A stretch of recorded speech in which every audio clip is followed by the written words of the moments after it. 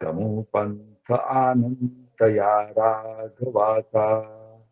श्रीराम सुखा सारिखे पूर्ण वैराग्य जाते. वसिष्ठा परी ज्ञान योगेश्वराचे. कवी वाल्मिका सारिखा मान्य ऐसा. नमस्कार माझा सद्गुरु रामदासा. श्रीराम सदा सर्वदा योग तुझा घडावा. तुझे कारणी देह माझा पडावा. उपेक्षू नको गुणवंता अनंता. रघुनायका मागणे हे आता. श्रीराम. सद्गुरुनाथ महाराज की जय. सद्गुरु श्री समर्थ रामदास स्वामी महाराज की जय. महारुद्र हनुमान की जय. सब संतन की जय. जय जय रघुवीर समर्थ. पंचदशी अभ्यास वर्गाच्या आजच्या सत्रामध्ये मी सर्वांचं स्वागत करतो. खूप छान पद्धतीने आपला अभ्यास चालू आहे. वेगळ्या संकल्पना समजावून घेत आपण पुढे जात आहोत. आज आपण श्लोक क्रमांक 36 ते 56 असा टप्पा पाहणार आहोत.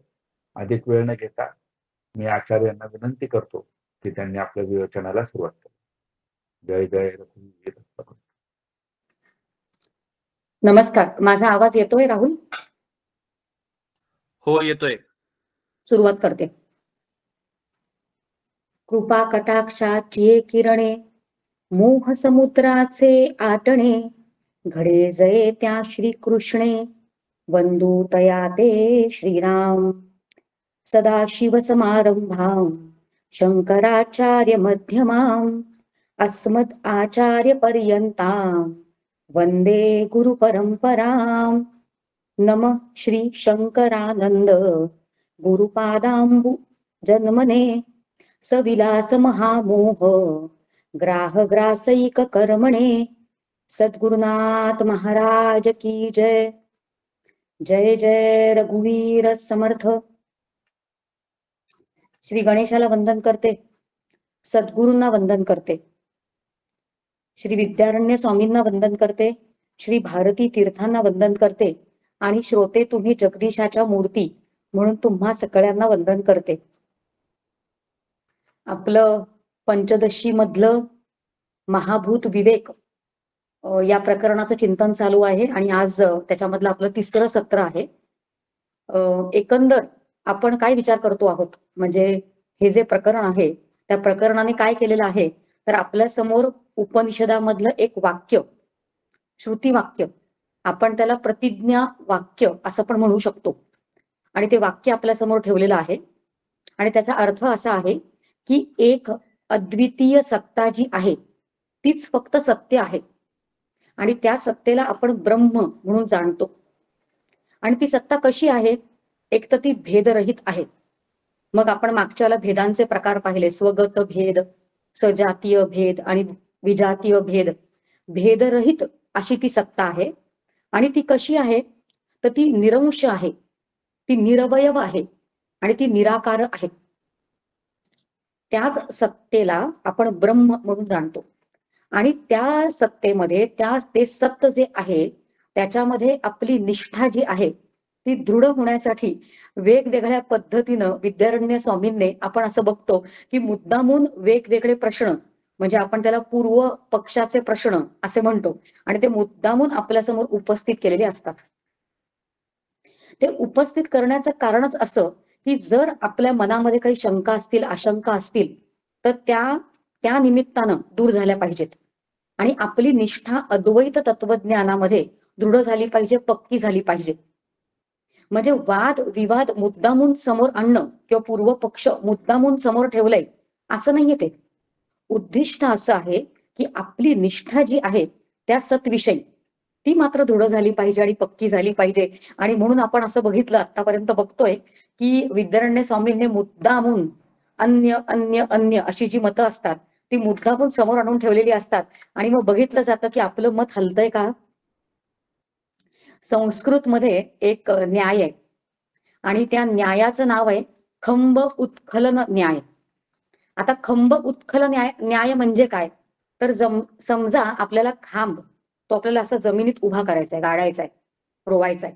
तर एक छोटासा खड्डा खणला जातो जमिनीमध्ये आणि मग त्याला उभं केलं जातं आणि व्यवस्थित पद्धतीने त्याला गाडलं जातं त्याच्यामध्ये. आणि मग गाडल्यानंतर त्याला हलवून हलवून बघितलं जातं. जर ते हलत असेल तर त्याचा अर्थ असा आहे की ते व्यवस्थित पद्धतीनं रोवलं गेलेलं नाहीये. मला आठवतं की बऱ्याच वर्षांपूर्वी माझे सासरे जे होते ते घरातून बाहेर निघताना कुलूप लावायचे. ते कुलूप आणि किल्ली पूर्वीचे, हल्लीचे हे नाही. मग ते कुलूप लावल्यानंतर कुलूप असं खेचून बघायचं की लागलं की नाही व्यवस्थित, आहे की नाही आपल्या अनुभवाचं सगळ्यांना. तर तो खांब असा उभा केल्यानंतर तो जर हलत असेल तर त्याचा अर्थ असा आहे की तो व्यवस्थित गाडला गेलेला नाहीये. मग तो न हलेपर्यंत त्याला व्यवस्थित मजबूत करायचं. खंब उत्खलन न्याय. तशाच पद्धतीनं आपल्या समोर आपले शास्त्रीय ग्रंथ जे आहेत ते मुद्दामून अन्य मतं जी असतात, मग आपल्या समोर मुद्दामूनच शून्यवादी मत जे असतं ते आणून आपल्या समोर ठेवलं जातं की आपल्या बुद्धीला ते पटतंय का. किंवा मग अजून काय, सांख्यांचं ते म्हणजे प्रकृती आणि पुरुष हे अशी एकत्र, कारण दोन सत्ता आहेत त्याच्यामध्ये. मग ते मत आपल्या समोर ठेवलं जातं, मग ते आपल्या बुद्धीला पटतंय का हे पाहिलं जातं. किंवा साकार ब्रह्म असं ज्यांचं मत आहे ते मत आपल्या समोर ठेवलं जातं आणि बघितलं जातं की आपली बुद्धी हलतीये का. कारण बऱ्याच वेळा काय होतं की असे सगळे विचार ऐकल्यावर आपल्या बुद्धीमध्ये गडबड व्हायची फार शक्यता असते आणि आपण कधी त्यांच्या मतामध्ये निघून गेलो हे आपल्याला कळतही नसतं. आणि तसं होऊ नये म्हणून हे शास्त्रीय ग्रंथ जे आहेत ते इतके कष्ट करतात आणि आपली निष्ठा या अद्वैत तत्वज्ञानामध्ये शंका रहित, संशय रहित ते सत्तत्व आपल्याला कळलं पाहिजे अशा पद्धतीनं आपल्याला हे सगळे शास्त्रीय ग्रंथ जे आहेत ते समजून सांगतात. कारण तसं जर त्यांनी केलं नाही तर वेदांप्रती अश्रद्धा निर्माण होण्याची शक्यता असते. म्हणून आपण खरं म्हणजे कृपाच मानली पाहिजे आपल्यावर. हे सगळे ग्रंथकार जे आहेत हे अशा पद्धतीनं मुद्दामून वादविवाद करण्यासाठी नाही तर आपल्या आशंका दूर होण्यासाठी अशा पद्धतीने या ग्रंथामध्ये असा विचार मांडलेला असतो, सांगितलेला असतो. आपण असं म्हटलं होतं की आपण प्रत्येक वेळेला आपल्या सत्राच्या आधी काहीतरी संकल्पना घेऊया, ज्या निमित्तानं पुढे संपूर्ण प्रकरण समजायला आपल्याला मदत होऊ शकते. मागच्या दोन्ही सत्रांमध्ये आपण काही वेगवेगळ्या संकल्पना घेतल्या आणि संकल्पना इतक्या धावत्या पद्धतीने घेतलेल्या आहेत. खरं म्हणजे आपण तिथेच थांबायचं नसतं. एकदा की ती संकल्पना बघितली की त्याच्याबद्दल अधिक कुठं मिळतं आहे असा ग्रंथांचा शोध घ्यायचा आणि माहिती नसेल तरी सुरुवात करायची. आपण एकदा की सुरुवात केली की ईशकृपा होते. ईशकृपा झाल्यानंतर गुरुकृपा होतेच आहे आपल्यावर आणि आपल्यावर शास्त्र कृपा होते की ते शास्त्र सगळं ते आपल्याला समजायला लागतं. वेगवेगळ्या पद्धतीनं संकल्पना आपण घेतो आहोत नक्की, पण आपण फक्त त्या संकल्पनांचा उल्लेख करतोय. फक्त उल्लेख केला म्हणजे सगळ्या संकल्पना व्यवस्थित कळल्या असं नसतं बरं का. बघा आज आपण कुठली संकल्पना बघणार आहोत तर ती म्हणजे माया. कारण मायेविषयी आज पुढच्या काही श्लोकांमध्ये विषय येणार आहे. त्याच्यामुळे माया कळणं फार गरजेचं आहे. ही माया इतकी भयंकर आहे की ती आपल्याला याच जन्मात नाही तर अनंत जन्म तिने आपल्याला अडकवून ठेवलेलं आहे. म्हणून तिला समजून घेणं फार महत्वाचं आहे. आणि असं पटकन थोडंसं त्या मायेबद्दल बोलून आपल्याला कळणार आहे का. आणि अगदी कितीही बोललं गेलं तरी पण कळणार नसतं जोपर्यंत आपण स्वतःहून प्रयत्न करत नसतो. म्हणून आपण स्वतःहून ग्रंथांकडे जायचं असतं. मला आठवतंय की आम्ही जेव्हा पंचदशी ग्रंथाचा अभ्यास केला तेव्हा आम्हाला आचार्य होते. आम्हाला शिकवायला आचार्य होते, पण थोडंसं धाडस करून असं बोलते की त्यांनी आम्हाला शिकवलं नाही, पण आम्ही शिकलो. आता हे व्याघात दोष आहे का. व्याघात दोष म्हणजे काय आपण मागच्या वेळेला पाहिलं होतं की नाही, शास्त्र कळल्यानंतर अशी मजा यायला लागते. शिकवलं नाही तरी पण शिकलो याचा अर्थ काय. एक छोटासा ग्रुप होता असं म्हणूया आपण आमचा, लॉकडाऊनच्या आधीचं सगळं सांगते मी तुम्हाला. आणि मग ठरवलं आम्हाला आमच्या आचार्यांकडनं सांगितलं जायचं की पुढच्या जसं आत्ता आपल्याला आपल्या या ग्रुपमध्ये पण सांगितलं जातं की पुढच्या वेळेला किती श्लोक वाचून यायचे आहेत, अभ्यास करून यायचे आहेत ते. तसं आम्हाला आमच्या कडून सांगितलं जायचं की सारखे विचारांचे जे आहेत ते एवढे एवढे श्लोक तुम्ही वाचून या. आणि आपण परत महिन्यातनं 2 वेळा भेटतोय. आम्ही आठवड्यातनं 2 वेळा भेटायचो. आणि तेव्हा नोकरी चालू, मुलं लहान, स्वयंपाक सगळं होतंच की. पण तरी पण रात्री रात्री जागून, कारण ते एक पॉझिटिव्ह प्रेशर असायचं की आपल्याला अभ्यास केलाच पाहिजे. आणि आमचं सत्र ऑनलाईनच चालायचं लॉकडाऊनच्या आधीपासनं. त्याच्यामध्ये आम्ही जे काही लोक होतो, त्याच्यामध्ये आम्हाला शिकवलं नाही जायचं तेवढे श्लोक. तुम्हाला काय कळलं हे तुम्ही सांगा असं म्हटलं जायचं. आणि आचार्य कुठेही बोलत नसत. आणि जे काही आम्ही बोलतो आहोत त्याच्यामधनं फक्त चुका काढल्या जायच्या. आणि मग त्याच्यामधनं शिकायचं की आपण कुठे चुकलो, मग आपण कसं समजून घ्यायचंय, का आपण चुकलो. बघा अशा पद्धतीनेच आता बऱ्याच 1-2 मेसेजेस खरं मला येत आहेत की आपण जलद गतीनं जातो आहोत, अजून आपण प्रत्येक श्लोकांवर थांबलं पाहिजे. खरं मुद्दा असा आहे की कधीही असं स्पून फीड शिकवून काम होत नसतं. आणि तरी पण अगदीच पूर्णपणे आपण स्वतःहून केलं तरी होत नसतं. एक थोडासा टेकू हवा असतो. एक विचारांची दिशा हवी असते. एकदा की ती मिळाली की मग स्वतःहून आपण त्या ग्रंथाला हात लावावा आणि मग ती ग्रंथकृपा आपल्यावर होतेच. एवढी सगळी प्रस्तावना का केली? कारण मायेचा फक्त उल्लेख करून आपण पुढे जाणार आहोत. कारण मायेचा विषय तिथे येणार आहे आणि मायेबद्दल जास्त बोलता येणार नाही आता या संकल्पनांमध्ये. पण माया समजून घ्यायचा एक 5-10 मिनिटात सुरुवातीला प्रयत्न करूया. तर माया शब्दाचे एकतर खूप अर्थ असतील.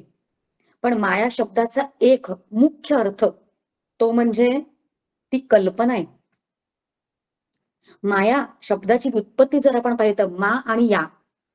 मा म्हणजे नाही आणि या म्हणजे आहे. म्हणजे जी नाही तरी पण ती असल्यासारखी आहे आणि ती फक्त आहे नाही, ती कशी अडकवती आपल्याला जन्मानुजन्म हे आपण बघतो आहोत. अशी ती माया आहे. मायेची काही लक्षणं आहेत. आत्ताच आपलं हे जे अभ्यास सत्र आहे त्याचे आयोजक जे आहेत त्यांनीच म्हणजे शिवसमर्थ प्रतिष्ठान जे आहे त्यांनीच परमार्थ विज्ञान म्हणून परमपूज्य डॉक्टर काकांचा जो ग्रंथ आहे त्या ग्रंथामध्ये कर्म, उपासना आणि ज्ञान याच्यामधल्या ज्या काही संकल्पना आहेत त्या ग्रंथावर आधारित 2 वर्ष म्हणजे 1 वर्ष 3 आचार्य घेऊन त्याच एका ग्रंथाची पूर्ण प्रवचनमाला त्यांनी पूर्ण केली आपल्या या आयोजकांनी. आणि परत पुढच्या वर्षी आचार्य बदलले, ग्रंथ तोच. अशा पद्धतीने 2 वेळा एका ग्रंथांवर प्रवचनं आपल्याला उपलब्ध आहेत. जर ती तुम्हाला हवी असतील तर तुम्ही आयोजकांना विचारावं ही संकल्पना आता आपण जे बोलतो आहोत ती संकल्पना कुठल्या प्रवचनामध्ये कुठे आलेली आहेत ते कृपया करून तुम्ही त्यांना विचारा. ते आपल्याला आपल्या ग्रुपमध्ये उपलब्ध करून देतील. कारण आता आपण फक्त त्याचा उल्लेख करणार आहोत. बघा माया म्हणजे काय आपण पाहिलं की माया म्हणजे कल्पना म्हणजे असत्यच खरं म्हणजे ती नाहीच आहे खरं. पण तिची काही नावं आहेत. तिचं स्वरूप जाणण्यासाठी तिची काही नावं आहेत आणि त्या तिच्या नावांवरनं तिला ओळखायला आपल्याला थोडीशी मदत होतीये. तर त्या ग्रंथामध्ये या सगळ्याबद्दल तिथे बोललं गेलेलं आहे. आपण एक काम करू शकतो की 1-1.5-2 पानं आहेत फक्त. तर आपल्या सत्रानंतर त्याचा फोटो हवा तर मी ग्रुपमध्ये पाठवू शकेन. पण त्याच्यामधली सगळी नावं न घेता काही थोडीफार नावं आता आपण संकल्पना जाणून घेण्यासाठी घेणार आहोत. तर मायेची वेगवेगळी नावं बरं का. एक तिचं नाव आहे अघटित घटना पटी असी. तर माया म्हणजे कशी आहे तर अघटित घटना म्हणजे घटना घडलेलीच नाहीये पण ती सगळं घडल्यासारखं दाखवते. म्हणजे खरं म्हणजे हे जगत सगळं झालेलंच नाहीये पण सगळं घडतंय असं ती दाखवत असते आपल्याला, भासवत असते. आपल्याला सगळ्यांचं उदाहरण म्हणजे आपल्याला माहिती असलेलं उदाहरण म्हणजे आपल्या घरी हा असलेला टीव्ही. या टीव्हीचा जो स्क्रीन आहे त्या स्क्रीनवर खरं म्हणजे काही तिथे घडत असतं का हो? पण त्या स्क्रीनवर सगळं घडल्यासारखं दिसतं की नाही ऑन केल्यानंतर. आणि ज्या क्षणी बंद करू तेव्हा तो स्क्रीन ब्लँक काळा झाला परत. अघटित घटना म्हणजे घटना घडलेलीच नाहीये पण ती इतकी पटाईत आहे की त्या पटावर ते पांढरं कापड जे असतं आपण जुन्या काळच्या थिएटरमध्ये जातो की त्या पटावर सगळं घडल्यासारखं ती आपल्याला दाखवते. म्हणून तिचं एक नाव आहे अघटित घटना पट्टी असी. तिचं अजून एक नाव आहे अंतवान. अंतवान म्हणजे ब्रह्मानुभव आल्यावर ती शांत होते. म्हणजे तिला अंत आहे, शांत ती होते, स अंत अंतासकट ती आहे. ब्रह्मानुभव आला की ती शांत होते. अजून एक तिचं नाव आहे प्रतीती मात्र सत्तावान. म्हणजे जेवढा वेळ आपल्याला एखाद्या गोष्टीचा अनुभव, एखाद्या पदार्थाचा अनुभव येतोय, तेवढ्या वेळेपुरतीच तिची सत्ता असते. प्रतीती मात्र सत्तावान. अजून एक तिचं नाव आहे ते म्हणजे स्वाश्रया. म्हणजे ती स्वाश्रया. ती स्वच्या आश्रयाने राहते. तिला स्वतंत्र अस्तित्व नाहीये. आणि स्व म्हणजे काय, तर आपण आत्मा किंवा ब्रह्म असं म्हणू शकू. तिला स्वतंत्र अस्तित्व नाहीये. आणि स्वाश्रय, अजून एक दोन गोष्टी आपण याच्याबद्दलच पुढे, स्वाश्रया जसं हिचं नाव आपण लक्षात ठेवायचं बरं का, आज हे नाव स्वाश्रया, कारण आपले जे पुढचे श्लोक आहेत त्याच्यामध्ये हिचा उल्लेख येणार आहे. असंच अजून एक तिचं नाव आहे कार्यानुमेया. म्हणजे कार्यावरून तिचा अनुमान आपल्याला लागतो, तोपर्यंत ती तिथे आहे हे आपल्याला कळत नसतं. अजून एक तिचं नाव आहे ते म्हणजे ज्ञाननिवर्त्य. ज्ञान झालं असता ती निवृत्त होते. अजून एक तिचं नाव आहे सतासत विलक्षण अनिर्वचनीय. हे अतिशय महत्वाचं नाव आहे. याच्याबद्दल आता आपण बोलणार नाही आहोत, कारण आपल्या श्लोकांमध्ये ते सगळं पुढे येणारच आहे. म्हणून आज आपण ही संकल्पना आधी घेतलेली आहे. अजून तिची वेगवेगळी नावं आहेत. आपण तिला प्रकृती म्हणतो, तिला प्रधान म्हणतो, तिला आपण अव्यक्त म्हणतो, अज्ञान म्हणतो, शक्ती म्हणतो. शक्ती हे नाव पण आज लक्षात ठेवायचं, कारण ती ब्रह्माची शक्ती आहे. तर म्हणून अशा वेगवेगळ्या गोष्टी आपण जर जाणून घेतल्या आणि मग विषयामध्ये आपण प्रविष्ट झालो तर आपल्याला मदत होते. आपण आतापर्यंत म्हणजे आपल्या आजचं सत्र आता आपण चालू करूया बरं का. आतापर्यंत काय आपण बघितलं, काय आपला विषय चालू होता, की अद्वैत तत्वज्ञानी जे आहेत त्यांचं असं म्हणणं आहे की सृष्टी निर्मितीच्या आधी सत होतं. आणि मागच्या वेळेस आपण पाहिलं की शून्यवादी जे होते, म्हणजे शून्यवादी असं त्यांचं मत होतं. त्यांचं म्हणणं असं होतं की सृष्टी निर्मितीच्या आधी असत होतं. आणि मग त्यांनी आपल्याला मागच्या वेळेला काय सांगितलं ते आठवतं का? त्यांनी आपल्याला सांगितलं पूर्व पक्षाने की सत्तचं नाम आणि रूप जे आहे ते तुम्ही कल्पित धरा. मग आपण त्यांना असा प्रश्न विचारला होता, 35व्या श्लोकाचा थोडासा हा विषय बरं का. आपण त्यांना असा प्रश्न विचारला होता की ते सतचं नाम आणि रूप आम्ही कशामध्ये कल्पित मानू, म्हणून तुम्ही आम्हाला अधिष्ठान सांगा. मग त्याचा अधिष्ठान असत आहे की त्याचं अधिष्ठान असत आहे की त्याचं अधिष्ठान जगत आहे, हा सगळा विचार आपण मागच्या वेळेला पाहिला होता. आता आपण पुढे येऊया. आणि आपण हे तीनही कसं असू शकत नाही असं जेव्हा सिद्ध केलं, त्याच्या पुढे पूर्व पक्षी आता आपल्याला म्हणतो आहे की तुम्ही एक काम करा ना, की सतचं नाम आणि रूप जे आहे ते अधिष्ठानाशिवायच तुम्ही कल्पित धरा. जसं आम्ही शून्यवादी जे आहोत, जसं आम्ही शून्याचं नाम आणि रूप जे आहे ते अधिष्ठानाशिवाय कल्पित धरतो, तसंच तुम्ही करा की सतचं नाम आणि रूप तुम्ही कल्पित धरा. मग आपण त्यांना उत्तर दिलेलं आहे. आपलं मागच्या वेळेचं अस्त्र शस्त्र आठवतं का? मग आपलं एक शस्त्र आपण बाहेर काढलं आणि त्यांना आपण म्हणतोय की कल्पना जी असते ती निरधिष्ठान नसते, म्हणजे कल्पनेला अधिष्ठान हे हवंच आहे. म्हणून हे काय तुमचं म्हणणं बरोबर नाही असं आपण त्यांना सांगितलं. याच्यावर पूर्व पक्षी म्हणतात, अहो इथवर आमच्या सगळ्या शंका ज्या आहेत त्या अजून संपलेल्या नाहीयेत. म्हणून 36व्या श्लोकामध्ये म्हणजे पुढच्या श्लोकामध्ये त्यांनी आपल्याला वेगळी एक शंका उपस्थित केली या पूर्व पक्षीने आणि सांगितलं की आमचं म्हणणं जे होतं असत एव सौम्य इदम अग्र असित, याला तुम्ही व्याघात दोष म्हटलात, म्हणजे आमच्या मतामधला तुम्ही दोष काढलात. तसंच आता आम्ही तुमचं जे म्हणणं आहे सत एव सौम्य इदम अग्र असित, तुम्ही म्हणता की सत असित, होतं, तर सत असित हे जे तुमचं म्हणणं आहे त्याच्यामध्ये पण दोष आहे. बघा आता काय करा तुम्ही, आता आपल्याला हे समजण्यासाठी आपण काय करूया, तो आपला दोष सांगतोय, आपल्या श्रुती वचनामधला तो दोष सांगतोय. एक म्हणजे सत एव, सत अस्ति, हे फक्त दोन शब्द आपल्या समोर आता ठेवूया. आपला दोष दाखवण्याचा ते प्रयत्न करतायत.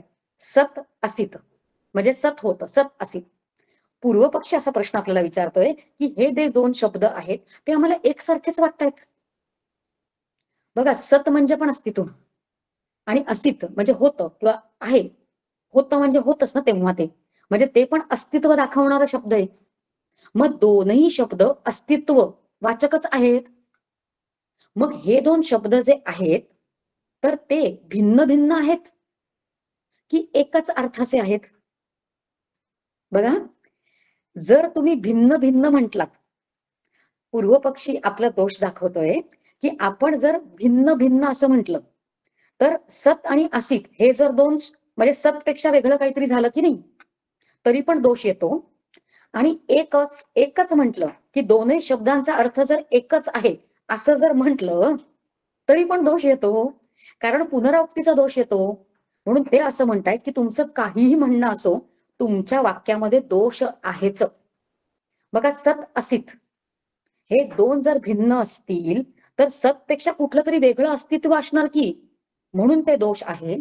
आणि जर एकच आहे तर दोन वेळा एकच शब्द म्हटलं गेलंय, म्हणून तुमच्या म्हणजे कुठलंही मत जरी तुम्ही मान्य केलं तरी तुमच्या मतामध्ये दोष आहे असं तो पूर्व पक्षी म्हणतोय. आणि आपण त्याला असं उत्तर देतो आहे की तुम्ही असं म्हणू शकत नाही. म्हणजे दोन शब्द जरी एकसारखे असले तरी त्याच्यामध्ये दोष येत नाही. म्हणजे एक तर ते भिन्न आहे हे आपण खंडन करून टाकलंय, ते खोडून टाकलंय. जरी ते हे दोन एकसारखे असले तरी दोष येत नाही, पुनरावृत्तीचा दोष येत नाही. पुढच्या श्लोकामध्ये पण त्याची उदाहरणं देऊन आपल्याला विद्यारण्य स्वामींनी समजवलेलं आहे की दोष काय येत नाही, कारण व्यवहारामध्ये अशाच पद्धतीने बोललं जातं. काही उदाहरणं विद्यारण्य स्वामीने पुढच्या श्लोकामध्ये आपल्याला दिलेली आहेत की समजा तो आपलं कर्तव्य करतो आहे असं आपण बोललो, किंवा आपण असं बोलतो की नाही, किंवा आपण असं जर बोललो की तो वाक्य बोलत आहे, किंवा धारण करण्यासारखी जी गोष्ट आहे ती धारण केलेली आहे. आता बघा, जर तो कर्तव्य करतो आहे असं जर बोललो तर मुळातच कर्तव्य हा शब्द काहीतरी करणं हे दर्शवतो. तर कर्तव्य करतो असे शब्द आपण व्यवहारामध्ये बोलतो की नाही.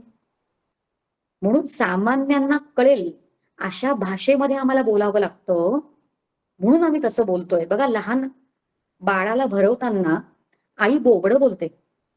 आता आईने खरं म्हणजे ती लहान असताना ती बोबडं बोलत असेल, पण तिने बोबडं बोलणं कधीच सोडलं नाही का? ती झाली ना आता एवढी मोठी, तरी पण तसं बोलल्याने ते बाळाला आपल्यातलं वाटतं आणि म्हणून ती तसं बोलते. सामान्यांना ही भाषा कळते म्हणून आम्ही तसं बोलतो असं आपण सिद्धांतांनी त्याला उत्तर दिलेलं आहे. म्हणून आपण असं म्हणतोय की आमच्या बोलण्यात दोष नाहीये, शून्य असित मध्येच दोष आहे आणि सत असित मध्ये दोष नाही.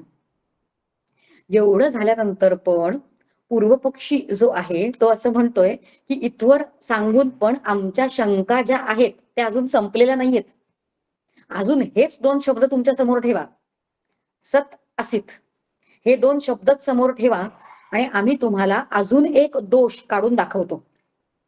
आता बघा, सत असित मधलं फक्त असित जे आहे त्याला त्यांनी अधोरेखित केलेलं आहे, अंडरलाईन केलेलं आहे. आणि पूर्व पक्षी पुढचा प्रश्न, त्याची शंका जी आहे ती तो आपल्यासमोर उपस्थित करतोय. तो म्हणतो हे असित शब्द जो आहे ना, असित म्हणजे होतं, आणि हा शब्द जो आहे तो कालवाचक आहे. म्हणजे कालाची गणना तुम्ही तिथे केलेली आहे असं कळतं. भूतकाळ वाचक तो शब्द आहे. आणि सत परमात्मा जो आहे हे तुमच्या मताप्रमाणे तिथे कालाची मर्यादा नसते, अमर्याद आहे ते. म्हणजे जे तत्व नित्य असतं, जे अखंड असतं तिथे कालाची मर्यादा नसते. आणि विनाशी गोष्टी ज्या असतात, नाशवान गोष्टी ज्या असतात तिथे मात्र कालाची मर्यादा असते. आणि तुमच्या मताप्रमाणे तर तिकडे काल नव्हता. मग इथं तुम्ही सत असित असं जे म्हणता आहात तिथे तुम्ही कालाची गणना कशी बरं केली आहे असा प्रश्न त्यांनी आपल्याला विचारला. आणि उत्तर आपण देतो आहोत 38व्या श्लोकामध्ये. आपण उत्तर देतो आहोत की तुम्हाला ना बहुतेक द्वैत बुद्धीच आहे आणि द्वैतात बोलल्यानेच कळतं असं आपण त्यांना म्हणतो आहोत. की आम्ही जर असं म्हटलं की एक सत्ता होती आणि दुसरं जगताचा अभाव होता, सत फक्त एक होतं आणि जगताचा अभाव होता, तर तुम्ही याला द्वैत समजता. जगताचा अभाव म्हणजे फक्त एक सत्ता होती, पण तुम्ही त्याला द्वैत समजून बसता कारण तुमची द्वैत बुद्धी आहे आणि सगळ्यामध्ये तुम्ही द्वैत शोधत बसता. तिथे कालाचा अभावच आहे. पण सामान्य साधक जे असतात, सामान्य अधिकारी जे असतात त्यांना त्यांची बुद्धी जी असते ती काल कालमर्यादेने युक्त असते आणि कालमर्यादेने त्यांची बुद्धी युक्त असल्यामुळे, कालवासनेने त्यांची बुद्धी युक्त असल्यामुळे अशा पद्धतीने आम्हाला बोलावं लागतं. पुढच्या श्लोकामध्ये वेदांत्यांनी या अद्वैत सिद्धांताचे जणू रहस्य सांगितलेले आहे. 39वा श्लोक आहे तो, की अद्वैत सिद्धांताचं रहस्य असं आहे की अद्वैताची भाषा जी असते त्याच्यामध्ये प्रश्न पण नसतो आणि उत्तर पण नसतं. आणि द्वैताची भाषा जी असते तिकडे हे सगळे प्रश्न उत्तर हे सगळं तिथे असतं.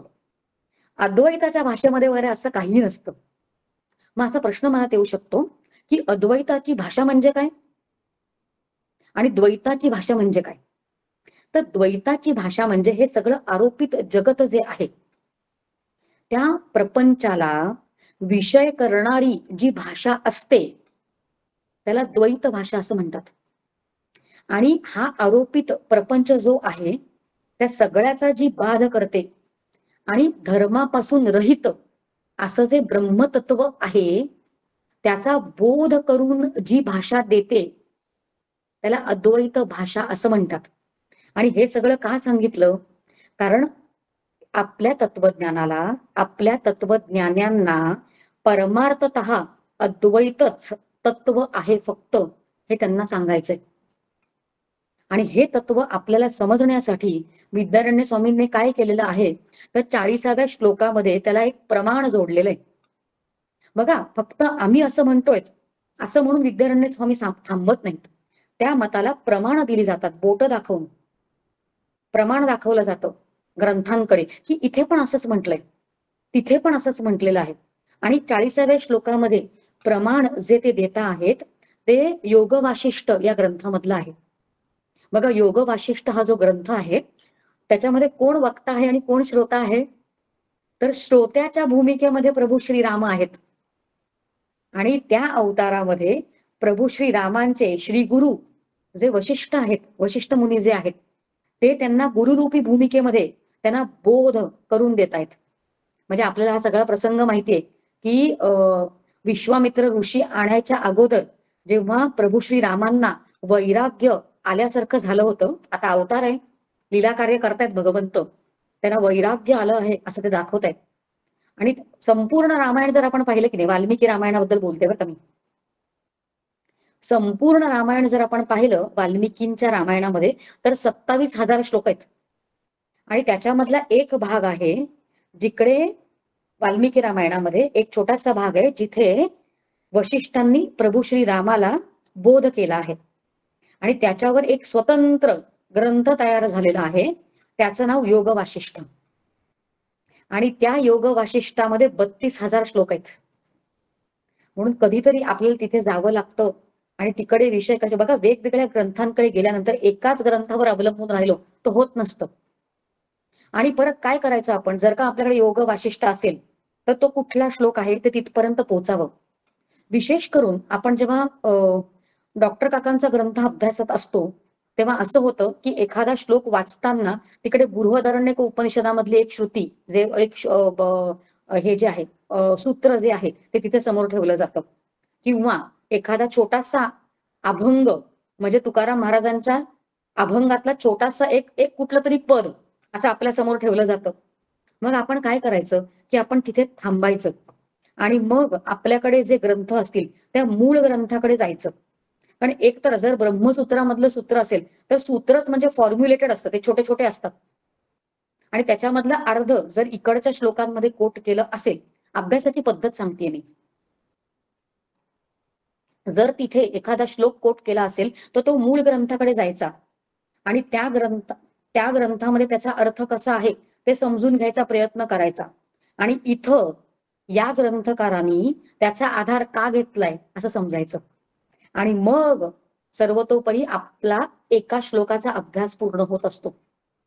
आता हा विषय समजण्यासाठी की ते सत्तत्व कसं होतं हे सांगण्यासाठी आपल्या समोर विद्यारण्य स्वामींनी योग वासिष्ठामधला एक श्लोक आपल्या समोर ठेवलेला आहे.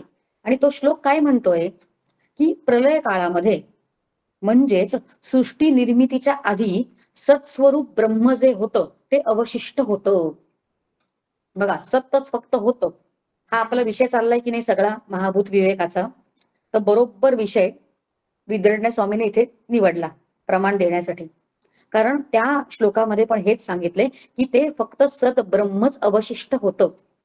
आणि ते सत कसं होतं, आपली सद्बुद्धी दृढ होण्यासाठी, पक्की होण्यासाठी इथे तो विषय येतो की ते सत कसं होतं, तर काही विशेषणांमधनं आपल्याला शिकवलं जातंय.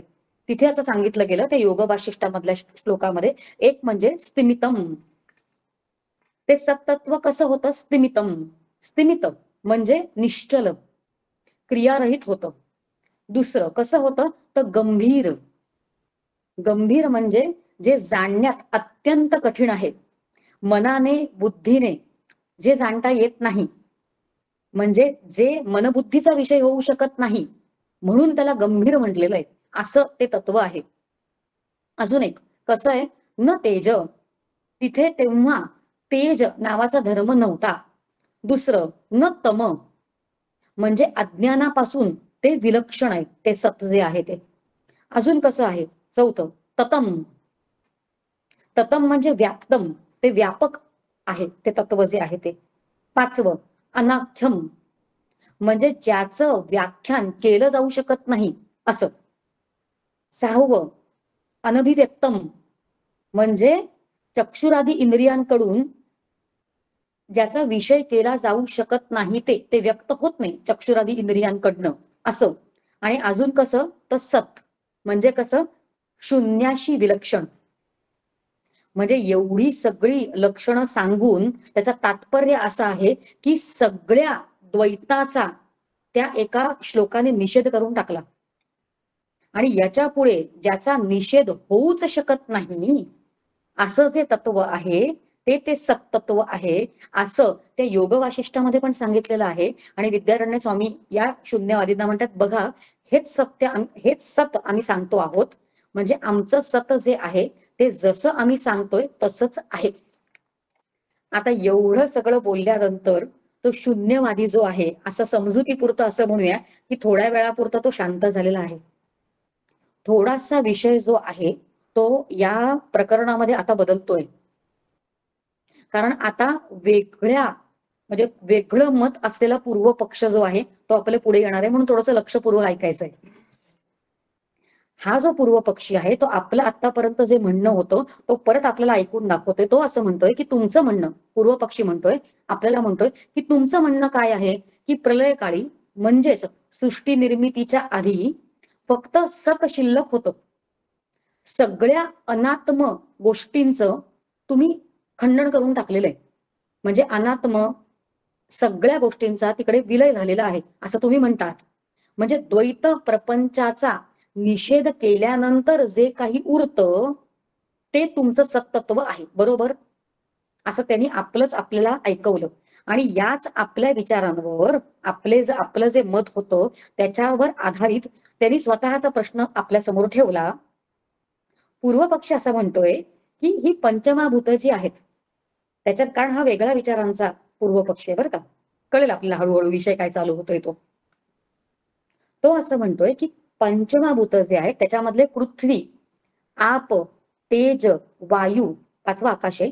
पण हे आधीची चार जी आहेत या सगळ्यांचा नाश होतो, कारण ती अनित्य आहेत. कारण त्यांची उत्पत्ती झालेली असते म्हणून त्यांचा नाश होतो, म्हणून ती अनित्य आहेत हे आम्ही मानतो. हे नैयायिक आहेत. न्याय मत जे आहे, तार्किक म्हणतो आपण त्यांना. हे नैयायिक जे आहेत त्यांना हे परमाणुवादी आहेत. आपण हळूहळू जाणून घ्यायचा प्रयत्न करणार आहोत. ते असं आपल्याला म्हणतायत की हे पंचमाभूतांपैकी तुम्ही म्हणता की सगळ्याचाच विलय होतो, आपलं मत असं आहे. आणि हा परमाणुवादी जो आहे म्हणजे नैयायिक जे आहेत त्यांना आपण तार्किक म्हणतोय, ते असं म्हणतात कारण त्यांच्या मताप्रमाणे आकाश नित्य आहे. ते असं म्हणतात की हे आधीची चार भूत जी आहेत, पृथ्वी, आप, तेज, वायू, यांचा नाश होतो हे आम्ही मानू शकतो कारण त्यांची उत्पत्ती होती आहे. पण आकाश हे नित्य आहे कारण त्यांच्या तत्वामध्ये आकाश नित्य आहे. म्हणून ते त्यांचं मत आपल्याला ऐकवतायत की आकाश नित्य आहे कारण आकाश उत्पन्न झालेलं नाहीये. म्हणजे आकाशाचा नाश होतच नाही, आकाश नित्य आहे. या चारहींचा परमाणूपर्यंत नाश होतो हे आम्हाला कळू शकतो, पण आकाशाचा पण तुम्ही आकाशाला पण अनित्य म्हणता आणि आकाशाचा पण तुम्ही नाश करून टाकता, हे तुमच्या बुद्धीवर हा विचार कसा काय आरूढ होतो बरं? तुमच्या बुद्धीची आम्हाला दादच द्यावीशी वाटते. अशा पद्धतीने ते पूर्व पक्षी आपल्या समोर त्यांचं मत मांडतात. बघा, आपण या नैयायिकांचं काय मत आहे ते समजून घ्यायचा प्रयत्न करूया. आपण परमाणुवादी येथे म्हणजे काय, म्हणजे काय, ही आधीची तार तत्व जी आहेत ती, बरं का. म्हणजे पृथ्वी, आप, तेज, वायू, आकाश. आता समजा संपूर्णपणे सृष्टीचा प्रलय जेव्हा होणार असतो, तेव्हा काय होतं, सगळ्या गोष्टी आता ते कमी कमी कमी कमी होत जाणार की नाही, सगळं नाश त्यांचा सगळ्यांचा होत जाणार, बरं का. म्हणजे काय होणार, हे सगळे जे आहेत ते परमाणूपर्यंत त्यांचा नाश होणार. एक उदाहरण आपण घेऊया, समजा पृथ्वी, त्याच्यामधलं पण एक उदाहरण घेऊया. समजा घट, समजा घटाचे 2 तुकडे झाले, त्या 2 तुकड्याचे अजून तुकडे झाले, त्यांचे अजून भाग करा, अजून भाग करा, अजून भाग, बारीक बारीक पार्टिकल्स पार्टिकल्स, असं करता करता समजा आपण त्रसरेणूपर्यंत आलो. तर त्रसरेणू म्हणजे काय, तर एका त्रसरेणूमध्ये 3 द्विणुक असतात आणि 3 द्विणुक, प्रत्येक द्विणुकामध्ये 2 परमाणू असतात. म्हणजे त्रसरेणू पण त्याचे भाग होणार, त्याच्यानंतर ते द्विणुक असतात त्यांचे पण भाग होणार, आणि द्विणुक जे असतात त्याच्यामधनं पण ते परमाणू, म्हणजे एक एक परमाणू पर्यंत ते येऊन थांबणार. असं प्रत्येकाचं होणार. म्हणजे पृथ्वी, आप, तेज, वायू हे कुठपर्यंत त्यांचा नाश होत राहणार, तर त्यांचा परमाणूपर्यंत नाश होत राहणार. म्हणजे हे सगळं फक्त परमाणू रूपात, 4 हे फक्त परमाणू रूपात उरलं, आणि त्यांचं परमाणू जे आहेत ते नित्य आहेत, आणि त्यांचं आकाश जे आहे ते पण नित्य आहे. बघा, त्यांची परत उत्पत्ती होण्यासाठी त्यांना काहीतरी शिल्लक ठेवायला पाहिजे ना. संपूर्ण अभावामधनं काहीतरी उत्पन्न कसं काय होऊ शकतं? म्हणून त्यांच्या मतामध्ये परमाणू जे आहेत ते नित्य आहेत, आणि त्यांचं आकाश जे आहे ते आपण जसं सत म्हणतो तसं ते सत आकाशाला म्हणतात. आता आपल्याला त्यांचं मत कळलं. त्यांचं एकदा की मत कळलं की मग त्यांचा प्रश्न काय आहे हे समजायला आपल्याला मदत होते. मग त्यांनी आपल्याला प्रश्न असा विचारलाय की या सगळ्याचा आधीच्या या 4 गोष्टींचा नाश होतो ते आम्हाला पटतं, पण या आकाश तत्वाचा नाश होतो हे तुमच्या बुद्धीवर कसं काय आरूढ होतं बरं, असा प्रश्न त्यांनी आपल्याला विचारला. त्याच्यावर आपण उत्तर देतोय पुढच्या 42वा श्लोक चालू आहे बरं का आता आपला. त्याच्यावर सिद्धांती ज्या पद्धतीने त्याने प्रश्न विचारलाय त्याच पद्धतीने, म्हणजे सरळ उत्तर न देता थोडस त्यांच्याच पद्धतीने, त्यांच्याच ढंगात त्यांना आपण उत्तर द्यायचा प्रयत्न केलेला आहे की अरे पूर्व पक्षी, तू आकाश मानतोस. बघा आपण कसं सांगतोय की तू आकाश मानतोस, म्हणजे निर्जगत व्योम, म्हणजे जगत संपूर्णपणे नसताना आकाश आहे, निर्जगत, जगत रहित आकाश, निर्जगत व्योम हे तू मानतोस. मग तू एक काम कर ना, तू फक्त एक पायरी वर चढ आणि तू निराकाश सत मान की. ते कसं काय तुझ्या बुद्धीवर आरूढ होत नाही, असं आपण त्याला प्रश्न विचारला 42व्या श्लोकामध्ये. आणि त्याच्या पुढच्या श्लोकामध्ये त्याने आपल्याला लगेच उत्तर दिलं.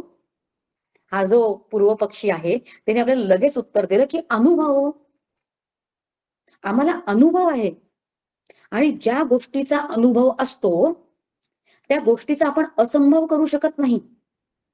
म्हणजे अनुभव आलेली जी गोष्ट असते त्याचं आपण निराकरण करू शकत नाही, त्याचा आपण बाध करू शकत नाही. हा न्यायच आहे की अनुभव आलेल्या गोष्टीला आपण असत्य मानू शकत नसतो. आम्हाला आकाशाचा अनुभव आहे म्हणून आम्ही तसं म्हणतोय, असं तो म्हणतो. तर त्याच्यावर पुढे आपण त्याला असं प्रश्न विचारतो, सिद्धांती त्याला प्रश्न विचारतात की तुला आकाशाचा अनुभव आहे, तुला आकाशाचा अनुभव जो आहे ते काय तू आकाश पाहिलंयस का? कारण आकाश पाहिलंस असं जर तू म्हंटलस तर तू जर आकाशाकडे बघायला गेलास दिवसा तर तुला फक्त प्रकाश दिसतो, आणि जर तू रात्री बघायला गेलास तर तुला फक्त अंधार दिसतो. सृष्टी दशेमध्ये पण आकाश जे आहे ते प्रत्यक्ष नाही. आणि सिद्धांती जे आहेत ते पूर्व पक्षीला आठवण करून देत आहेत त्याच्याच मताबद्दल की तुमच्याच मताप्रमाणे आकाश जे आहे ते प्रत्यक्ष नाहीये. आकाशाचा गुण शब्द हा जो आहे हा तुमच्यामध्ये प्रत्यक्ष आहे, आणि तरी पण जर तू आकाशाला प्रत्यक्ष म्हटलंस तर तुमचा अपसिद्धांत होईल. कारण आकाश हे तुमच्या प्रमाणे पण प्रत्यक्ष नाही, आणि आकाशाचा तरी पण अनुभव आहे असं म्हटलास तर अरे तो अनुभवच असिद्ध आहे असं आपण त्याला म्हटलं. मग आपलं हे सगळं बोलल्यानंतर तो पूर्व पक्षी म्हणतोय की ठीक आहे, आम्ही मानतो, आम्ही असं मानतो की आम्हाला आकाशाचा प्रत्यक्ष अनुभव नाही. पण त्याच्यावर पूर्व पक्ष असा प्रश्न विचारतोय, पण तुम्हाला तरी त्या सतचा प्रत्यक्ष अनुभव आहे का? त्याच्यावर त्याने आपल्याला प्रश्न विचारलाय. आणि आपण उत्तर, कारण दर्शनाचा अभाव, तो असं विचारतोय, कारण दर्शनाचा अभाव जो आहे जसा आकाशाचा आहे तसा सतचा पण आहे की. असा प्रश्न जेव्हा त्यांनी विचारला, 44वा श्लोक आपला चालू आहे बरं का. आपण त्याला उत्तर देतो आहे, सिद्धांती उत्तर देतोय की असं म्हणू नका, सतचा अनुभव जो आहे तो यच्चयावत सगळ्यांना आहे. तुष्णी अवस्थेबद्दल हा श्लोक बोलतो बरं का. तुष्णी अवस्था म्हणजे काय, तर तुष्णीमध्ये ते सत असतं. तुष्णी अवस्था म्हणजे काय, की ज्या अवस्थेमध्ये म्हणजे विकल्परहित अवस्था जी आहे ती, म्हणजे मौनावस्था असं आपण म्हणूया, वृत्तीरहित अवस्था जी आहे, संकल्प विकल्प रहित अवस्था जी आहे त्याला तुष्णी असं म्हणतात. म्हणजे आता आपणच आहोत एका ठिकाणी शांतपणे बसलोय आणि इतकं शांत इतकं शांत इतकं शांत होतो की एकही वृत्ती जेव्हा आतमधनं येत नाही तेव्हा तो सत त्या अवस्थेला तुष्णी म्हटलंय. आणि त्या तुष्णी अवस्थेमध्ये ते सत तिथे असतं असं म्हटलेलं आहे त्या श्लोकाने. आणि जर कोणी म्हटलं की तिथे जर शून्य होतं तर त्याला शून्य म्हणू शकत नाही, कारण शून्याच्या प्रतीतीचा तिथे अभाव आहे. म्हणून त्याला आपण शून्य, प्रश्न विचारायचं आधीच सांगून टाकलं की त्याला तुम्ही शून्य म्हणू नका बाबा. अशा पद्धतीने आपण त्या पूर्व पक्षाला उत्तर दिलं. त्याच्यावर पुढे 45वा श्लोक जो आहे त्याच्यावर पूर्व पक्षी जो आहे तो आपल्याला प्रश्न विचारतोय की आपल्याला सांगतोय की तुमची तुष्णी अवस्था जी आहे त्याच्यामध्ये तुम्ही शून्याचा अभाव आहे, म्हणजे शून्याची प्रतीती न येत असल्यामुळे शून्याचा तिथे अभाव आहे असं तुम्ही म्हणता, म्हणून तुम्ही शून्याचं खंडन केलं. पण आम्ही तुम्हाला असं म्हणतोय की त्या तुष्णी अवस्थेमध्ये बघा, आपण परत समजूया की तुष्णी अवस्थेमध्ये शून्याची प्रचिती येत नसल्यामुळे तुम्ही शून्याचा खंडन करते, तुम्ही शून्य तिथे मानत नाही आहात. पण तिथे सच्ची अनुभूती तरी कुठे आहे? सच्ची अनुभूती तिथे नाहीये, तिथे नाही. मग तुम्ही सतला तिथे मानता कसं, अनुभूती नसल्यामुळे? असं त्यांनी आपल्याला प्रश्न खूप सुंदर प्रश्न बरं का, त्याच्यावर विचार केला पाहिजे, पुन्हा पुन्हा केलं पाहिजे आणि खोलवर याचा विचार केला पाहिजे. इतकं सुंदर पद्धतीने हा विचार मांडलाय. आपण त्यांना असं उत्तर देतो, आपण म्हणतो की त्यांना आम्ही मानलं, तू जे म्हणतोस की आम्ही मानतो की तुष्णी अवस्थेमध्ये की शून्य बुद्धी नसते, तसंच त्या तुष्णीमध्ये सतबुद्धी पण नसते. आणि आपण जेव्हा असं म्हटलं तेव्हा पूर्व पक्षी लगेच म्हणतोय की तुमच्याच बोलण्यामुळे तुमच्याच मताचं खंडन झालं की. आणि आपण त्याला म्हणतो की थांब जरा, व्यवस्थितपणे समजून घे, आमच्या बोलण्याने आमच्या मताचं खंडन होत नाही. कारण बघा व्यवहारामध्ये हा घट हा पट म्हणजे हे सगळं जे जाणून घ्यायचं असतं त्याच्यामध्ये तशा पद्धतीने हा घट हा पट हा पेन अशा पद्धतीने सत असती याचा आपण अनुभव घेत नसतो. कारण तसा तो येत नसला तरी आपण असं म्हणतोय की सत तिथे असतं. कारण सत जे आहे ते स्वयंप्रकाश आहे आणि ते स्वयंप्रकाश असल्यामुळे तिकडे सत बुद्धीची आवश्यकता नसते. म्हणजे हे पेन आहे, हा घट हा पट हा मठ हे जाणण्यासाठी आपल्याला ती बुद्धी लागत असते. म्हणजे घटगोचर बुद्धी तिथे लागत असते, पटगोचर बुद्धी लागत असते. पण तिथे आपल्याला ते तत्व स्वयंप्रकाशित असल्यामुळे तिथे सद्बुद्धीची आवश्यकता नसते असं आपण त्यांना सांगितलं. म्हणजे तुष्णी अवस्थेमध्ये सत परमात्मा जाणण्यासाठी तिथे आपल्याला सद्बुद्धीची आवश्यकता नसते असं आपण सांगतोय. कारण कसं, तिथे काय असतं तर ती अवस्था जी आहे ती निर्मनस्क साक्षीत्व अशी ती अवस्था आपण समजून घ्यायची आहे. आणि तो साक्षी जो आहे तो साक्षी आहे तिथे, आणि तो साक्षी जो आहे तोच तो सत आहे, आणि त्या सतचं आपण पुढे खंडन करू शकत नाही. म्हणून सत तत्वाचा अनुभव कुठल्याही व्यक्तीला खरं म्हणजे सुगम आहे. आपण मगाशी जे म्हणतो की यच्च यावत सगळ्यांना नाही. कारण सत जे आहे, आपल्या प्रत्येकाला तुम्ही विचार करा, सतचा अनुभव आपल्याला कसा आहे की अहम अस्मी, ती सामान्य जाणीव जी आहे, अहम मी याच जाणीवेवर सगळं चाललंय ना. समजा दरवाजाची बेल वाजली आणि बाहेरून कोणीतरी विचारलं की आतमध्ये कोण आहे, तर आतमधला माणूस म्हणतो मी. आणि आतल्या व्यक्तीने जरी बाहेरच्या व्यक्तीला विचारलं बाहेर कोण आहे, तरी मीच हे उत्तर असतं. म्हणून त्याचा अनुभव सगळ्यांना आहे, पण घटक बुद्धी जशी असते तसं ते नसतं. म्हणून पुढच्या अजून एक प्रश्न पण तो विचारतोय की सत जाणण्यासाठी त्या बुद्धीचा अभाव असतो असं तुम्ही म्हणता. मग त्या बुद्धीचा अभाव असतानाच ती कशी जाणली जाते, असं जर त्यांनी विचारलं तर आपण उत्तर देतोय की त्या निर्मनस्क स्थितीमध्ये साक्षी भान असतं, आणि त्या साक्षी भान तिथे असल्यामुळेच सत वस्तू सिद्ध करण्यासाठी सत बुद्धीची आवश्यकता आपल्याला नसते. आणि हे सगळं आपल्याला सोपं व्हावं म्हणून त्याच्या पुढच्या श्लोकामध्ये एक नेहमीच उदाहरण देऊन विद्यारण्य स्वामी ते सोपं करण्याचा प्रयत्न करतायत. पुढचा जो श्लोक आहे त्याच्यामध्ये त्यांनी खूप सुंदर शब्द वापरलाय, मनाचं झुंबण रहित अवस्था, ही तुष्णी समजण्यासाठी. म्हणजे मनाचं झुंबण, मनाचे संकल्प विकल्प रहित जी अवस्था आहे, तेव्हा संकल्प विकल्प नसतात ती अवस्था जेव्हा होते तेव्हा ती सतवस्तू तिथे असते, हे कळण्यासाठी आहे. त्यांनी उदाहरण आपल्या समोर ठेवले की तुष्णी स्थितीमध्ये ती सद्वस्तू आहे. कशी आहे, जशी सृष्टी निर्मितीच्या आधी ती सत्वस्तू असते तशी. म्हणजे मनाचा संकल्प विकल्प जेव्हा बघा आपलं स्वतःचं उदाहरण देऊन ते सत्तत्व कसं आहे हे समजवण्याचा प्रयत्न केलेला आहे विद्यारण्य स्वामींनी. मनाचं झृंबण रहित आपली स्वतःची अवस्था, पूर्ण शांत झालेलं मन, तिथे ते सत कसं असतं, कारण त्याचा अनुभव आपण स्वतः घेत असतो, ते होऊनच आपण ते स्वतः घेत असतो. तसंच ते तिथे सत जे असतं ते सृष्टी निर्मितीच्या आधी असतं असं आपण सिद्ध केलं. म्हणून वेदांती असं म्हणतायत की सत एव सौम्य इदमग्र असित. सृष्टी निर्मितीच्या आधी तृष्णी अवस्थेमध्ये जसं मनाचं झुंबण राहित्य असतं, तसंच मायेच्या सर्व कार्य सुरू होण्याच्या अगोदर ते सततत्व असतं. आता बघा माया शब्द निघाला आणि म्हणून तो त्या पूर्व पक्षाने पकडला.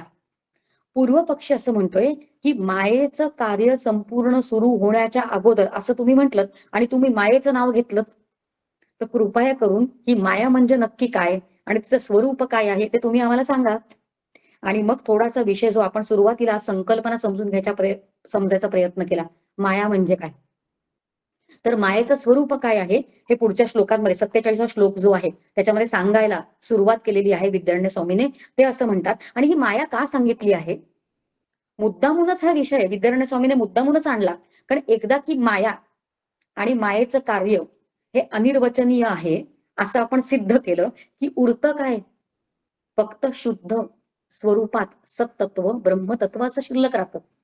आणि ते सिद्ध करण्यासाठीच मुद्दामून ती माया आणलेली आहे पुढे विद्यारण्य स्वामींनी. ती माया कशी हे सांगताना तो श्लोक असं म्हणतोय, 47वा श्लोक जो आहे तो असं म्हणतोय की ती कशी आहे, तर ती निस्तत्वात आहे. म्हणजे निस्तत्व म्हणजे ती तत्व वस्तुतः ती तत्वरहित आहे, तिच्यात तत्व नाही. दुसरं ती कशी आहे, तर ती कार्यगम्य आहे. म्हणजे कार्यावरून तिला आपण जाणतो, जाणलं जाऊ शकतं. कार्य नसताना ती फक्त तिथे असते. आपण सुरुवातीला कार्यानुमेया असा शब्द उच्चारला होता, तोच अर्थ इथे कार्यगम्या असं इथे म्हटलेलं आहे. कार्यानुमेया, कार्यावरून तिचा अनुमान आपल्याला लावता येतो. आणि अजून एक काय म्हटलं की अस्य शक्ती, ही अशी ती शक्ती आहे, अशी ती ब्रह्माची शक्ती आहे की जी आकाशादी सगळ्या कार्याला उत्पन्न करते आणि तिच्याकडे ते सगळं सामर्थ्य आहे असं सांगणारा हा श्लोक आहे. आणि हा श्लोक समजण्यासाठी आपल्या समोर एक उदाहरण पण दिलेलं आहे. त्याच 47 श्लोकामध्येच विद्यारण्य स्वामीने उदाहरण दिले. कशी आहे ती माया, तर अग्नीची शक्ती अग्निशक्तिवत. म्हणजे कशा अग्नीची शक्ती. आता बघा, अग्नी आणि अग्नीची शक्ती. तर अग्नीची शक्ती आणि अग्नी हे खरं म्हणजे एकत्रच. अग्नीची शक्ती म्हणजे दाहकता. हे खरं म्हणजे एकत्रच राहतात की नाही. पण एकत्रच राहतात म्हणजे ते एकच आहेत का? आता जर मला कोणीतरी म्हंटल असं की उद्या संध्याकाळी तू माझ्या घरी हळदी हळदी कुंकवाला ये, पण तुझ्या शक्तीला तू बरोबर घेऊन येऊ नकोस. तर मला असं बाजूला माझ्या शक्तीमुळेच मी सगळं कार्य करते आहे. पण मी म्हणजेच माझी शक्ती नाही. माझ्या शक्तीच्या व्यतिरिक्त मी अजून पण काय काय आहे. पण माझी शक्ती जी आहे ती माझ्याशिवाय राहू शकत नाही. बारीक बारीक विचार आहेत बघा. अग्नीचं उदाहरण आपल्या समोर ठेवलेलं आहे. अग्नीची दाहकता. आता अग्नी आणि अग्नीची दाहकता हे खरं म्हणजे भिन्न आहे. पण ते भिन्नपणाने राहू शकत नाही. अग्नी आणि अग्नीची शक्ती जी आहे, अग्नीची शक्ती अग्नीचा आश्रय घेऊन राहते आणि ऐक्याने राहिल्यासारखी वाटते. बघा, अग्नी समजा प्रज्वलित केलेला आहे आणि एक चंद्रकांत नावाचा मणी आहे. तो जर आपण त्या अग्नीच्या बाजूला ठेवला, कारण आपण जर तो परिधान केला समजा आणि आपण अग्नीमध्ये जर प्रविष्ट झालो, तर ती अग्नीची दाहकता होत नाही म्हणे आपल्याला, असं शास्त्र म्हणतं. हात जरी लावायला गेलो आपण, त्या अग्नीच्या बाजूला जर चंद्रकांत मणी ठेवला आणि हात लावायला गेलो, तर दाहकता जाणवत नाही. मग या उदाहरणावरून आपल्याला कळतं की अग्नी आहे पण शक्ती तिकडे जाणवत नाही आपल्याला, कारण ती शांत झाल्यासारखी झालेली आहे. आपल्या समोर होलिकेचं उदाहरण आहे. ती होलिका जी आहे, तिला वर मिळाला होता की नाही. आपल्याकडे हनुमंताचं एक खूप छान उदाहरण आहे. हनुमंताचं पुच्छ जे आहे त्याला अग्नी लावला होता की नाही. आणि मग ते एकटाच वानराने काय पराक्रम केला आपण पाहिला. तो इकडे तिकडे तिकडे सगळं जाळत एकटाच वानर, अर्ध्याच्या वर लंका त्याने एकट्याने जाळली. आणि एवढा पराक्रम केल्यानंतर तो उड्या मारत मारत त्या समुद्रापर्यंत गेला. अजून ते पुच्छ जळतच आहे. मग त्यांनी काय, आता परत उड्डाण करून जायचंय. मग त्यांनी काय केलं, स्वतःचं पुच्छ जे होतं ते त्यांनी अग्नीमध्ये ते त्यांनी समुद्रामध्ये पाण्यात घातलं आणि ती अग्नी जो आहे तो शांत केला. आणि त्याच्या मनामध्ये पटकन असं आलं की आपल्याच शरीराचा एक भाग जळतोय, पण तो आपल्याला जाणवलाच नाही. आणि मग त्यांनी विचार केला की आपण परत खरं म्हणजे जाऊ शकतो, पण इतकी आग सगळीकडे लागलीये, तर सीता माता जी आहे ती सुरक्षित आहे ना, हे आपण जायच्या अगोदर बघितलं पाहिजे. आणि मी पण सुरक्षित आहे हे तिच्या कानावर घातलं पाहिजे. म्हणून त्यांनी विचार केला की तिचं दर्शन घ्यावं, तिला नमस्कार करावा आणि मग आपण पुढे जावं. म्हणून उड्या मारत मारत तो परत अशोकवनापर्यंत गेला आणि त्याला असं दिसलं की सीता माता जी आहे ती अनुष्ठानाला बसली होती. नमस्कार करून त्याने विचारलं की माते कोणाचं अनुष्ठान करते आहेस. तर तिने सांगितलं मी अग्निदेवतेचं अनुष्ठान करते आहे, की त्याची दाहकता जी आहे ती तुला जाणवू नयेत. या उदाहरणावरून आपण असं बघतो आहोत की शक्तिमान आणि शक्ती या दोन वेगळ्या गोष्टी आहेत. पण ती शक्ती जी आहे तिला वेगळं अस्तित्व नाहीये, ती वेगळीच राहते असं नाहीये. ती त्या शक्तिमानाच्या आश्रयानेच राहते. हा विचार जो आहे तो या श्लोका स्वाश्रया असा आपण शब्द म्हटलं होतं, लक्षात ठेवायचंय. स्वचा आश्रय करून ती राहते, तिला स्वतंत्र अस्तित्व नाहीये. आणि इतकं सगळं बोललो तरी सगळं करणारी तीच आहे. आणि हे जे आहे तिचं हे जे लक्षण आहे, ही कशी आहे, मग ती कशी आहे, तिचं स्वरूप जे आहे ते प्रतिपादन करण्यासाठी पुढचा महत्वाचा श्लोक आहे 48वा श्लोक. 48 आणि 48 आणि 49 हे दोन श्लोक आपण एकत्र करतो आता. ती कशी आहे, तर आपण एक तिचं लक्षण जे आहे असं सुरुवातीला म्हटलं होतं की त्याचा आपण विचार करणार नाही, आणि ते होतं सतासत विलक्षण अनिर्वचनीय, की त्याच्याबद्दल बोललं नाही जाऊ शकत. अनिर्वचनीय, बोलता येत नाही त्याच्याबद्दल, अशी ती आहे. मग ती कशी आहे, हा इतका महत्वाचा श्लोक आहे, याच्यावर थोडासा वेळ घालवावा, परत जाऊन तो 48वा श्लोक बघावा. मग ती कशी आहे, एक तर मग ती सत आहे का, कारण ती सतच्या आश्रयाने राहतो आपण, म्हणजे ती सतच आहे का, कसं समजून घ्यावं तिला आपण, ती सतच आहे का. आधी आपण काय काय आपल्या समोर कशा पद्धतीने विचार करतोय ती आपण 3 मतं आपण समोर ठेवूया आणि मग बघूया ती सत आहे का. दुसरं, ती मग असत आहे का.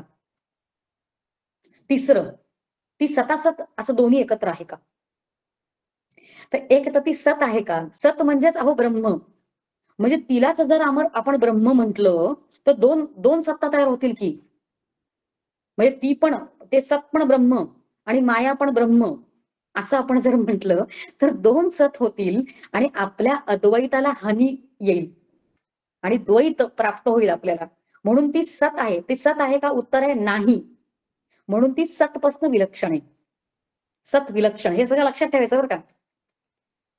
मग ती असत आहे का? मग ती असत म्हणजे विद्यारण्य स्वामींनी श्लोकामध्ये उदाहरण वापरले की पुरुषाच्या शिंगाप्रमाणे. आता पुरुषाला शिंग असतात का? शशाची शिंग, बंध्यापुत्र असे जे आपल्याकडे सगळी शून्य अशी ती आहे का?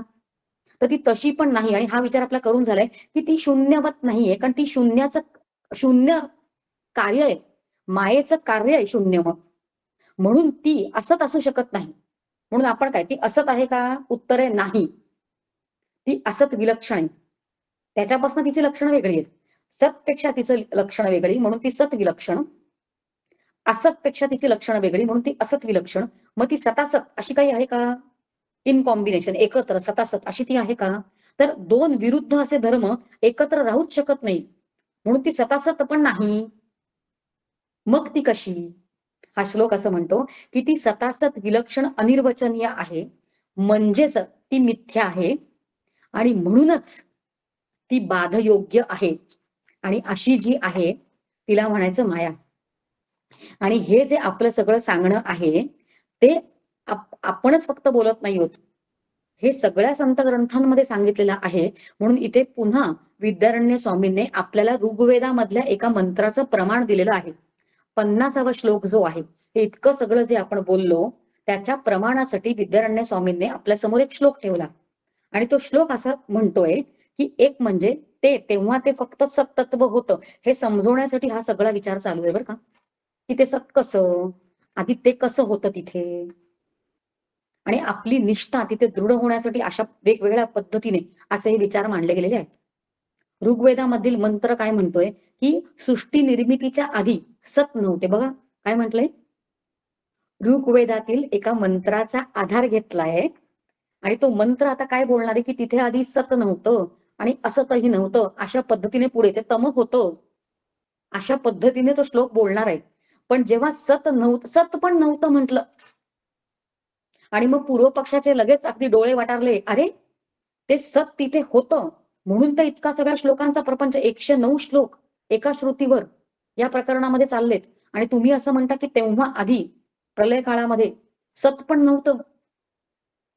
तर आपण म्हणतोय अहो थांबा ऐकून घ्या आणि समजून घ्या पुढचं तर ऐका. आणि बघा श्लोक पण कसा निवडलाय किंतु परंतु राहू नयेत म्हणून मुद्दामूनच असे श्लोक निवडलेत आपल्या समोर. ऋग्वेदातील तो मंत्र जो आहे तो असं म्हणतो की आधी तेव्हा त्या प्रलय काळामध्ये म्हणजे सृष्टी निर्मितीच्या आधी सतही नव्हतं ना सत ना असत. आणि तेव्हा काय होतं तर तेव्हा तम होतं आणि तम शब्दाचा आपल्याला जो अर्थ माहितीये तो म्हणजे अंधार. पण इथे आपण जो अर्थ घ्यायचा आहे तो म्हणजे अज्ञान. बघा अज्ञान माया अविद्या तम असे सगळे शब्द आपण एकसारखेच पुढे पाठी वापरत असतो. एक बारीक विचार असा आहे की अंधारामुळे काय होतं अंधार काय करतो तर अंधार जो आहे तो सगळ्या वस्तूंना झाकून टाकतो. तो त्यांना आवृत्त करतो त्यांचा नाश नाही करत. अंधार जो आहे तो तसं अज्ञान जे आहे ते त्या सत्वस्तूला जणू आवृत्तच करून टाकलं आवृत्तच करून टाकतं. म्हणजे ही माया काय करते माहितीये का ही माया ज्याचा आधार घेते त्यालाच ती आवृत्त करून टाकते ते तम होतं असं ते सांगतात. इतकं सुंदर पद्धतीने विचार मांडलेत. बघा रज्जू सर्प एकदा आला पाहिजे ना आपल्या बोलण्यामध्ये रज्जू सर्प. मग जेव्हा आपल्याला तो सर्प भासत असतो तो खरं भासमान आहे तो मिथ्या आहे. पण तो जेव्हा भासत असतो तेव्हा ती माया काय करते की त्या अधिष्ठानाला ती झाकून आवृत्त करून टाकते. अशी ती माया आहे म्हणून ती सगळं ते झाकून टाकते आणि ते सत्तत्व जे आहे ही माया जी आहे ही निसत्व ती निस्तत्व जरी असली तरी ती त्याच्या आधाराने राहते अशा अर्थात तो श्लोक जातो. आणि एवढं सगळं आपण बोलल्यानंतर पण 51व्या श्लोकामध्ये तरी पण त्या पूर्व पक्षाने एक प्रश्न उपस्थित केलाय अहो तरी पण माया आणि ती म्हणजे ते सत आणि माया असे 2 गणलं जाऊ शकतो असा प्रश्न त्याने आपल्यासमोर उपस्थित केला. आणि आपण त्याला असं म्हणतोय की ती शक्ती जी आहे मायेची शक्ती आणि ते सत असं तुम्ही दोन गणू शकत नाही. इतक्या सुंदर पद्धतीने खरं म्हणजे हे विचार इथे मांडलेले आहेत की बघा, मायेला स्वतंत्र अस्तित्व नाहीये. इथे उदाहरण दिलेलं आहे श्लोकामध्ये, ते म्हणजे शून्यवत, म्हणजे सत आणि शून्य असं असं एकत्र दोन पकडून दोन होतील का? अशा पद्धतीने विद्यारण्य स्वामी तिकडे आपल्याला समजवण्याचा प्रयत्न करतात. आपण अजून एक वेगळं सोपं उदाहरण घेऊन समजून घ्यायचा प्रयत्न करूया. समजा मी एका खोलीमध्ये गेले आणि तिथे समोर समजा आरसा आहे आणि माझंच मुख जे आहे ते मी त्या आरशामध्ये पाहिलं आणि समजा बाहेरून कोणीतरी मला विचारलं की आतमध्ये किती जण आहेत, तर मला माझंच म्हणजे मला समजा दोन, म्हणजे मी आणि ते माझं दिसणारं मुख, जर मी उत्तर दोन दिलं की दोन आतमध्ये दोन जण आहेत बाबा आतमध्ये, कारण एक भासतंय दुसरं, त्या त्या एकाच्या त्याच्या अधिष्ठानावर ते दुसरं भासतंय. जर दोन उत्तर दिलं तर आतमध्ये येऊन जर त्यांनी पाहिलं, जी विचारणारी व्यक्ती होती त्या व्यक्तीने पाहिलं, तर मला वेड्यात नाही का काढलं जाणार? म्हणून दोन असले तरी दोन गणू शकत नाही. ते दोन भिन्न जरी असले तरी तिकडे दोन गणू शकत नाही असं आपण म्हणतोय. आणि उदाहरण इतकं सुंदर दिलेलं आहे त्या श्लोकामध्ये. चैत्र नावाचा एक व्यक्ती, तर चैत्र, देवदत्त, हा देवदत्त बऱ्याच वेळा येतो बरं का, म्हणजे शास्त्रीय ग्रंथांमध्ये देवदत्त वगैरे येत असतात. आता इकडे चैत्र नावाचा व्यक्ती असं दिलेलं आहे. आता हा चैत्र व्यक्ती जो आहे, समजा त्याने दिवसभर किंवा महिनाभर त्यांनी काही काम केलं, मजुरी केली, तर महिन्या अखेरीस त्याला जे वेतन दिलं जातं, त्याला वेतन देताना तो माणूस जो आहे वेतन देणारा, तो चैत्र नावाच्या व्यक्तीला 10 रुपये आणि त्याच्या शक्तीला, कारण ते शक्ती वापरून त्यांनी काम केलंय म्हणून त्याच्या शक्तीला 10 रुपये असं वेगळं वेतन दिलं जातं का? तर तो एकच आहे आणि त्याच्यामध्ये ती शक्ती आहे. म्हणून वेतन जे आहे ते फक्त त्याला एकट्यालाच मिळतं, त्याला दोन नाही म्हणू शकत तुम्ही. बघा, मला समजा आपण स्वतः स्वतःचा विचार करूया. मी आणि माझी शक्ती याला आपण दोन म्हणू शकतो का? जरी ती तिथे आहे तरी त्याच्यामध्ये द्वैत नसतं. म्हणून अधिष्ठान रूप ती शक्ती जी आहे ती अधिष्ठान रूपच असल्यामुळे त्या अधिष्ठानाशी ती द्वैत निर्माण करत नाही. इतकं सगळं बोलल्यानंतर पण 52व्या श्लोकामध्ये आणि 53व्या श्लोकामध्ये त्यांनी परत प्रश्न विचारला. 52व्या श्लोकामध्ये त्यांनी प्रश्न विचारला की असं नाही, आम्ही तुम्हाला सिद्ध करून दाखवू शकतो, असं पूर्व पक्षी म्हणतोय की आम्ही तुम्हाला सिद्ध करून दाखवू शकतो की हे दोन वेगळे आहेत. शक्तिमान आणि शक्ती हे दोन वेगळे आहेत, असं आम्ही तुम्हाला सिद्ध करून दाखवू शकतो, असं तो पूर्व पक्षी म्हणतोय. तो म्हणतोय की एखादा कोणीतरी जो आहे त्यांनी समजा जास्त शक्ती वापरली तर त्याला जास्त वेतन मिळतं. कमी आळशी जो आहे तो जर फक्त झोपूनच राहिला आणि त्याने शक्तीचा वापरच नाही केला तर त्याला कोणीही वेतन देत नाही. शेतामध्ये जर एखाद्याने खूप कष्ट केले तर चांगलं पीक येतं हे दिसतं आपल्याला, म्हणजे परिणाम दिसतो आपल्याला त्या शक्तीचा. ती शक्ती वेगळी आहे हे तुम्ही मान्य केलं पाहिजे. किंवा युद्धामध्ये एखाद्याने खूप पराक्रम दाखवला तर यश मिळतं, विजय मिळतो. मग तुम्ही त्यांना भिन्न कसं म्हणत म्हणत नाही आणि एकच कसं म्हणतात? ते भिन्न असून पण खरं ते भिन्न नाही आणि आम्ही तुम्हाला दाखवू शकतो की ते दोन वेगळे जण आहेत.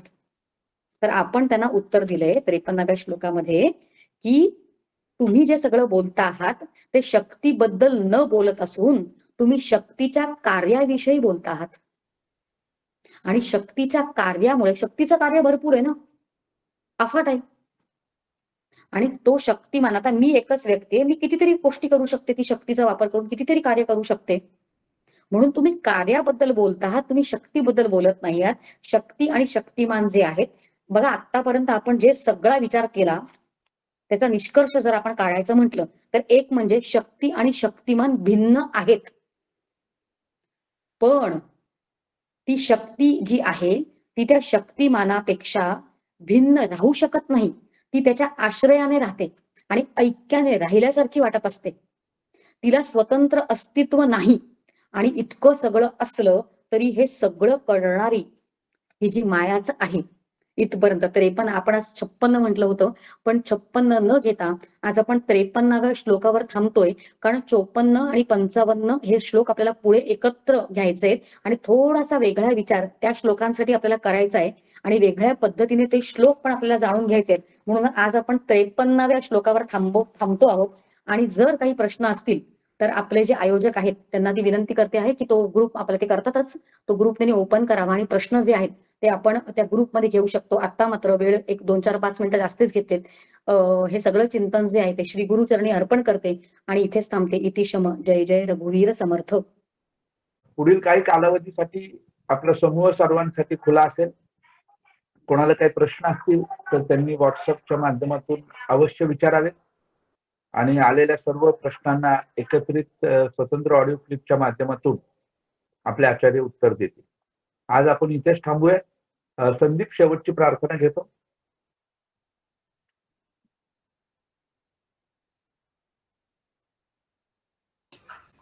संदीप नाहीये बहुतेक, मी घेतो.